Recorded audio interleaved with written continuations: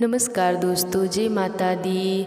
आज से मैं आपको जेठ मास की महात्म कथा सुनाने जा रही हूँ। अगर आप भी जेठ मास की कथा सुनना चाहते हैं तो आप मेरे चैनल को सब्सक्राइब कर लीजिए। और जेठ मास की कथा का नित्य नियम सुनने से मनवांछित फल की प्राप्ति होती है। तो मैं आपको सुनाने जा रही हूँ जेठ मास के पहले अध्याय की कथा। तो प्रेम से बोलिए श्री लक्ष्मी नारायण की जय।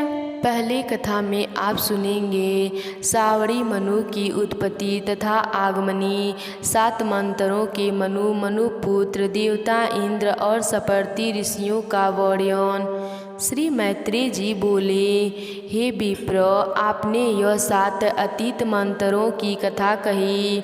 अब आप मुझसे आगमनी मंत्रों का भी वर्णन कीजिए। श्री प्रसराज जी बोले, हे मुनि, विश्वकर्मा की पुत्री संख्या सूर्य की भार्या थी। उससे उनके मनु, यम और यमी 3 संतानें हुई।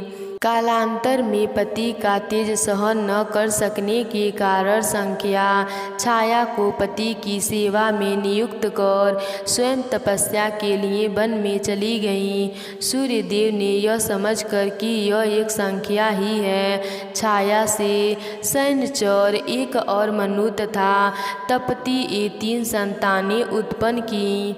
एक दिन जब छाया रूपी संख्या ने क्रोधित होकर अपने पुत्र के पश्चाताप से यमों का श्राप दिया, तब सूर्य और यम विदित हुए कि यह तो कोई और है। तब छाया के द्वारा ही सारा रहस्य खुल जाने पर सूर्य देव ने समाधि में स्थित होकर देखा कि संख्या घोड़ी का रूप धारण कर वन में तपस्या कर रही है। अतः उन्होंने भी अश्वरूप होकर उससे 2 अश्विन कुमार और रेत स्वात के अंततर ही रेवंतों को उत्पन्न किया। फिर भगवान सूर्य शंखा को अपने स्थान पर ले आए तथा विश्वकर्मों ने उनके तेजों को शांत कर दिया। उन्होंने सूर्य को ब्रह्मी यंत्र सान पर चढ़ाकर उनका तेज छाटा, किंतु वे उस अक्षुण तेज का केवल अष्टमांश ही क्षण कर सके। हे मुनि सत्तम, सूर्य के जिस ज्वालमान्य वैष्णव तेज को विश्वकर्मा ने छाटा था वह पृथ्वी पर गिरा। उस पृथ्वी पर गिरे हुए सूर्य तेज से ही विश्वकर्मा विष्णु भगवान का चक्र, शंकर का त्रिशूल, कुबेर का विमान, कार्तिकेय की शक्ति बनाई तथा अन्य देवताओं भी जो शस्त्र थे उन्हें उससे पुष्ट किया। इस छाया संख्या के पुत्र दूसरे मनु का रूप वर्णन कर चुके हैं। वह अपने अग्रज मनु का सौरभ होने से सावीर कहलाया। हे महाभाग, सुनो, अब मैं उसके इस सवरिका नाम 8वें मनवंतर का जो आगे होने वाला है वर्णन करता हूँ। हे मैत्रेय, यह सवरिका ही उस समय मनु होंगे तथा सुतप, अभिताभ और मुख्य गण देवता होंगे। उन देवताओं का प्रत्येक गण 20-20 का समूह कहा जाता है। हे मुनि सत्तम, अब मैं आगे होने वाले सपर्ति भी बतलाता हूँ। उस समय दीप्तिमान गालव, राम, कृप, द्रोण पुत्र अश्वत्थामा, मेरे पुत्र व्यास और 7वें ऋषि श्रृंग से यह सपत्ति होंगे तथा पाताल लोकवासी विरोचने के पुत्र बलि श्री विष्णु भगवान की कृपा से तत्कालीन इंद्र और सावड़ी मनु के पुत्र विरजा, उर्वरी, वान एवं निर्मोक आदि तत्कालीन राजा होंगे। हे मुनि, 9वें मनु दक्षिणावर्षी होंगे। उनके समय पार, मरीचि, गर्भ और सुमर्धा नामक 3 देवगण होंगे। जिसमें से प्रत्येक वर्ग में 12-12 देवता होंगे। तथा हे देव, उनका नायक महाप्रकार में अद्भुत नामक इंद्र होगा।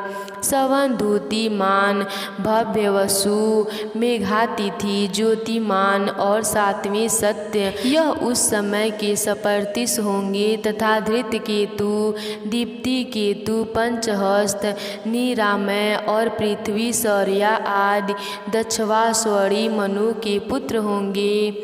हे मुनि, 10वें मनु ब्रह्मसवरी होंगे। उनके समय सुधामा और विशुद्ध नामक 100 देवताओं के 2 गण होंगे। महाबलवान शांति उनका इंद्र होगा। तथा उस समय जो सपर्तिशी ऋषि गण होंगे उनके नाम सुनो। उनके नाम हविष, मानसी, कीर्ति, सत्य, तपोमूर्ति, नागाभान, अप्रोति, मौजा और सत्यकेतु हैं। उस समय ब्रह्मा सावरी मनु के सुक्षेत्र, उत्तम, जौना और भूरेश्वर आदि 10 पुत्र पृथ्वी की रक्षा करेंगे। 11वां मनु धर्म सावरी होगा। उस समय होने वाले देवताओं के विहंगम, कामगम और निर्वाणति नामक मुख्य गण होंगे। इनमें से प्रत्येक में 30-30 देवता रहेंगे और वृक्ष नामक इंद्र होगा। उस समय होने वाले सपर्तिशियों के नाम निस्वर, अग्नितेजा, वसुमान, दृढ़ि, आरूढ़ि, हविष्मान और अनद हैं। तथा धर्म सावरी मनु के सर्वत्र सुधर्मा और देवानी आदि पुत्र उस समय के राजधानियों के पृथ्वीपति होंगे। रुद्रपुत्र सवाड़ी 12वां मनु होगा।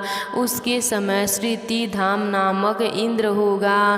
तथा तत्कालीन देवताओं के नाम यह हैं, सुनो। हे दीज, उस समय 10-10 देवताओं के रहित रोहित, सुमना, सुकर्मा और सुराप नामक 5 गण होंगे।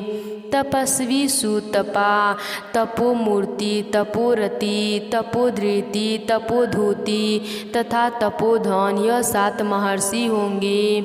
अब मनु पुत्रों के नाम सुनो। उस समय उस मनु के देववान, उपदेव और देवश्रेष्ठ आदि महावीरशाली पुत्र तत्कालीन सम्राट होंगे। हे मुने, 13वां रुचि नामक मनु होगा।